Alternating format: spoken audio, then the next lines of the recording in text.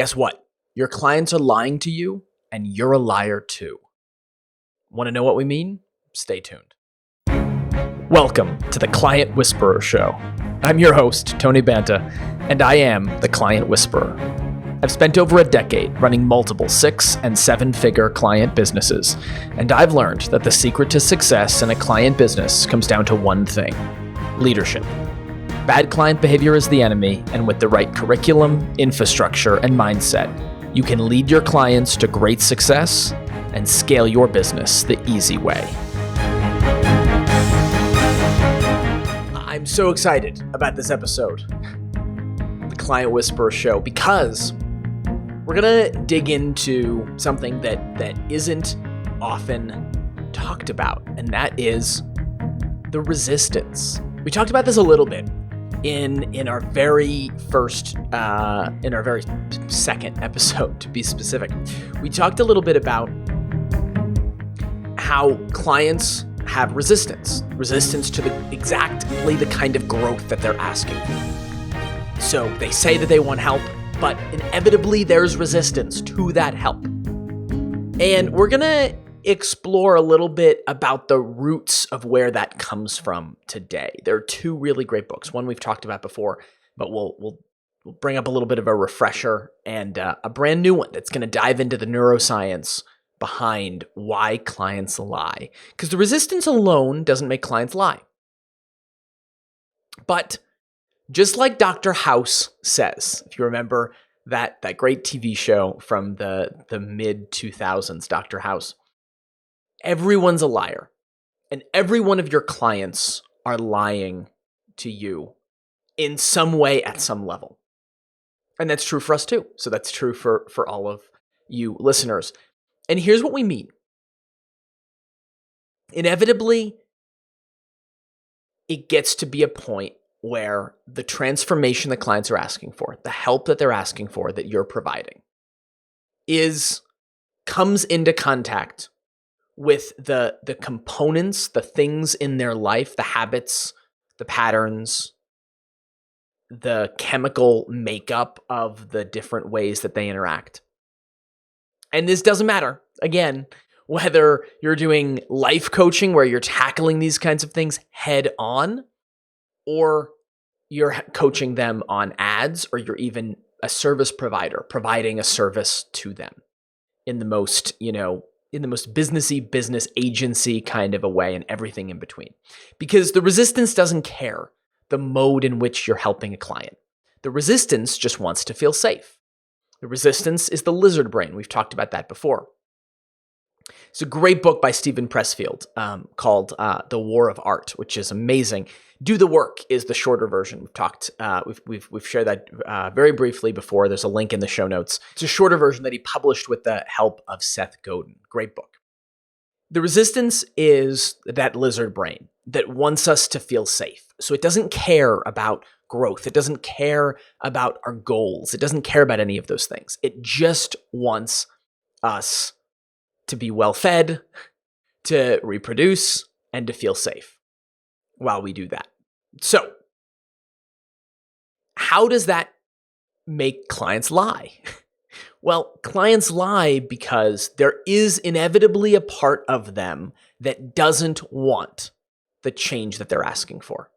There's a reason why clients haven't been successful in whatever you're helping them with. There's a reason that they haven't been successful in that very work before now.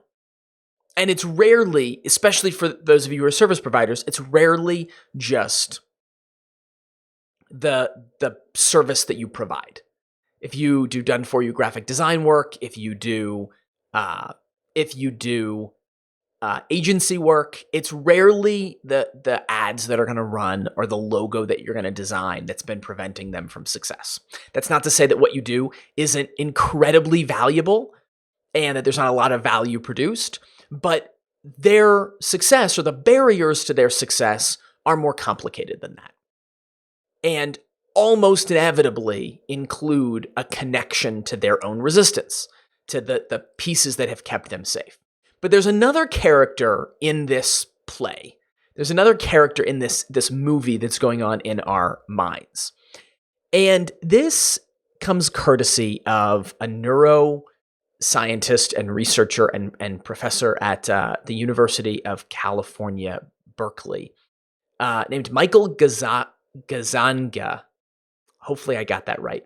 We're actually working to get him on the show for an interview to share some of his work. And he's written a number of books around the different parts of the brain, the different voices in the brain, and how they all work together. He originally did work on epilepsy patients where they actually had the corpus callosum, I think that's correct. I think that I'm saying that right. Severed, which is the bundle of nerves that actually connects the two hemispheres of the brain. And he would do all of these experiments where he would cover one eye and he would show them a picture just on one eye, and that part of the brain that corresponded to that eye actually can't experience language. So it would see the image, but it wouldn't have any words for what that image was. And as he was doing these experiments, because he iterated what he was doing. So he would see that they didn't have words for it, but then he would run an experiment where they had to pick that image, still covering one eye. He had to pick that image that he showed them. Let's say he showed them a picture of a chicken, and then there were 3 images. They could pick an image of a chicken, even a different image of a chicken from those 3, and correctly select that, compare that. But when he asked them to describe it, he said, yeah, I don't know what I was looking at. I don't know what that was.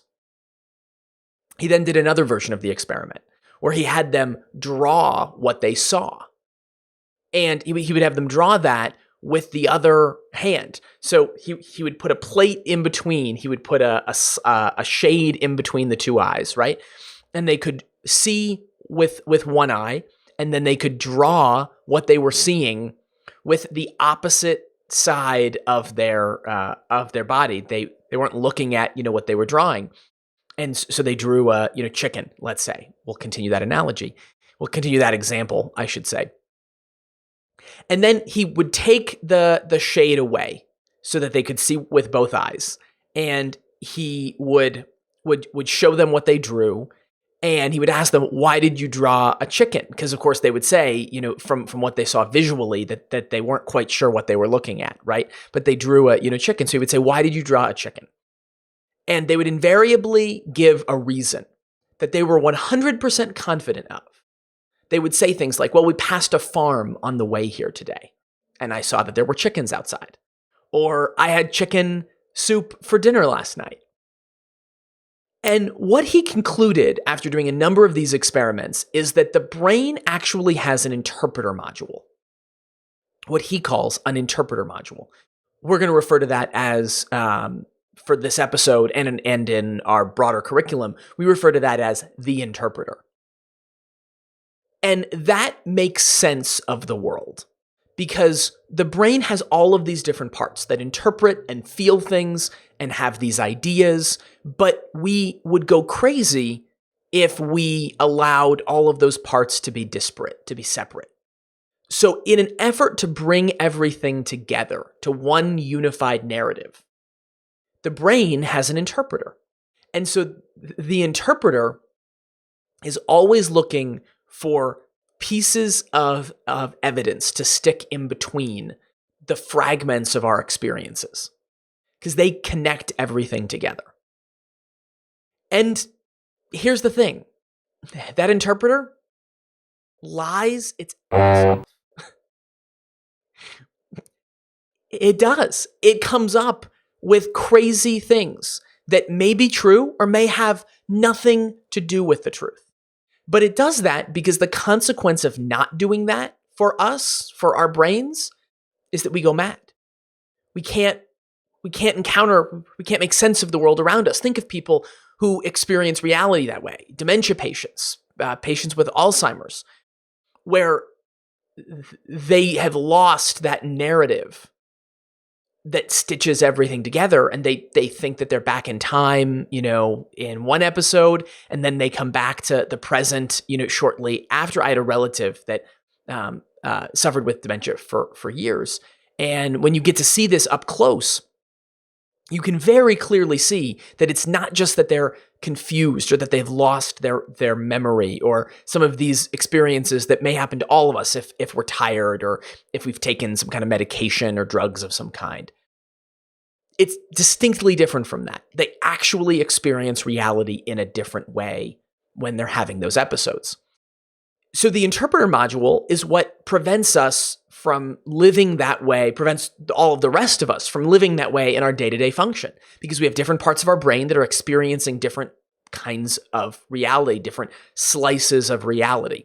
I like to think of it as if you think of light waves and there's the full spectrum of light, but we can only see one very narrow spectrum. That's where you get things like infrared light and lasers, where you can't see the laser beam at all because it's out of the frequency that we can actually see with our visual eyes. And the same thing is true for the different parts of the brain, kind of. It's the working analogy that I like to go with, is that different parts of the brain can experience different slices of reality.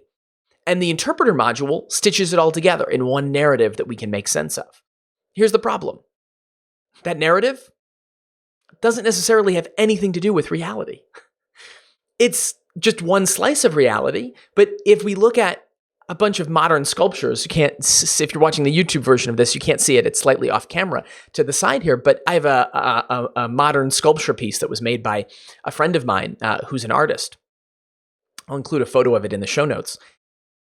And and if you tilt it from different angles, it looks distinctly different. From some angles, it looks like a horseshoe. From some angles, it looks like a hole.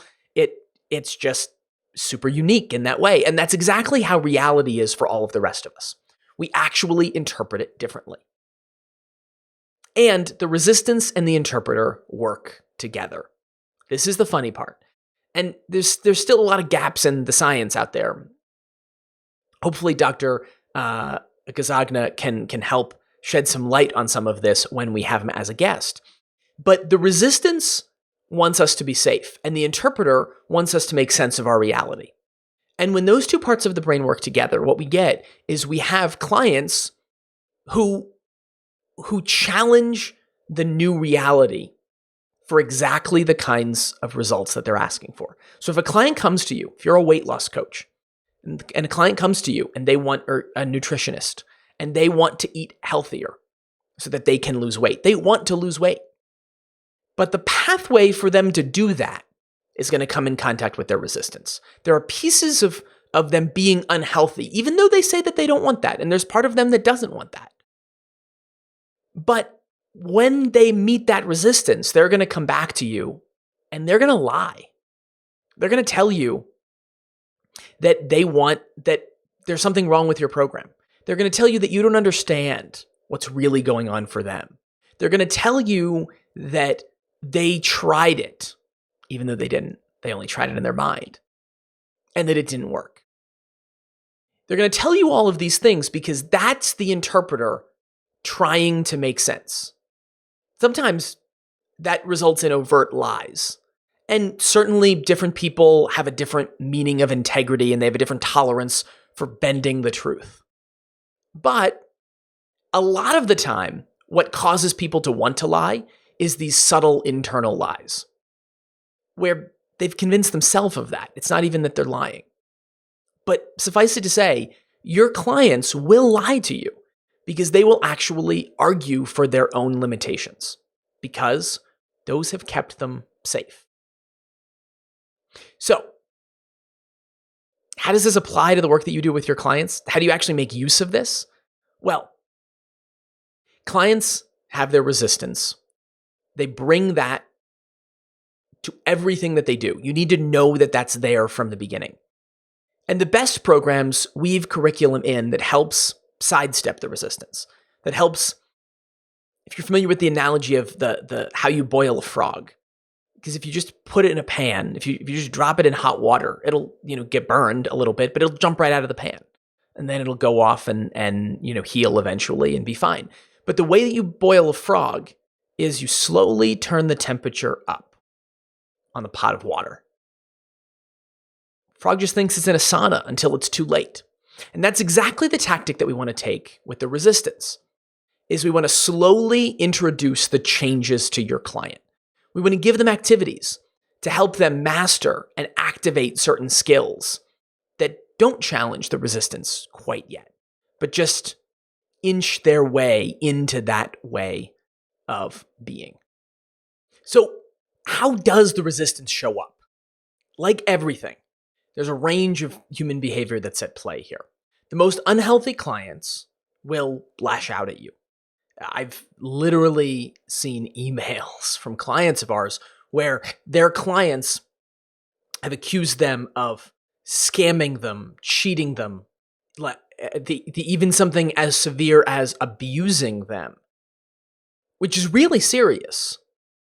But when you understand that that's not actually the truth, that's just how that client feels, and it is their resistance and their interpreter needing that to be there to justify how they're feeling, you can then tackle that in a much more appropriate way than either accepting their reality or just lashing right back out at them, which unfortunately we've seen coaches, consultants, service providers do when they're faced with that kind of an extreme client reaction.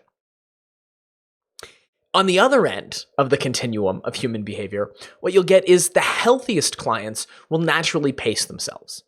And you may hear a client say, "I'm working on this. I didn't do everything you wanted me to do, but that's because I'm having to pace myself as I work through this." And that's a healthy approach. That's healthy for the client to not blame you for that, to not want extra help or support or show up in a disempowered way that steals all of your resources. It is a healthy way of them saying, this is the kind of growth that I know I can handle right now. You can feel free to ask them questions when you find that. You can dig deeper at why is that going on for you and what does that look like? And you can certainly explore some of that. And that's healthy to explore some of that, to see where they might be making it harder for themselves. But that's the healthier end of the spectrum. What you find is that there's a whole range of clients that you'll get who are in the middle of that range. There's a whole continuum of client behavior that's going to exist there. But what you want to do more than anything else, the most important leadership skill that's at play here, is what we like to call the stance of strength. When you can stand in the strength of your values, of the values that helped you create the program that's there, and it could be values like there's no reason for people to live in scarcity. It could be values that say this can be solved with systems, one of our values. There could be values that say, another one of our values, you must always respect and honor your client, even when you have to give them tough love. When you stand in the strength of these values, nothing your client says, no matter how off the wall, how bananas it happens to be, no matter what your client says, will that throw you off? Because you're in the stance of strength. There's nothing that the client can do to get somebody whose feet are firmly planted in the stance of strength to get them to deny what they know is true and what they know is possible. And that's how you lead your clients out of those tricky spots where their resistance has them backed into a corner. That's how you meet that and you say, no, this is not the truth. If it's your truth, that's fine. But we're going to be standing over here in the truth, waiting for you to be ready. And here are the financial realities around that. Here's what you're going to have to do if you want to feed into your own resistance. We're not going to enable you. So here's the financial reality around that. Here's what you're going to have to do. Or at the very least, here's how we're not going to enable or compensate for your indulging the resistance. When you get that right, you change clients' lives. When you get that right, clients call you up. I just had a call with a client earlier this week who said, I can't tell you how much you've changed my entire perception of my business this year. Those are the kinds of testimonials that your clients give you when you're willing to stand in that stance of strength and be unmovable in what you know is possible for them and right for them. So, hope this has been helpful. As always, check out the show notes at clientwhisper.show. This is episode 8. So /8, clientwhisper.show/8 for you to get all of the show notes. Show notes are also in your pod catcher of choice. Just click over to that tab or swipe over to where those show notes are, and you can click to see this on YouTube. Make sure to hit subscribe. We'd so appreciate it. Catch you on the next episode. Have a great weekend.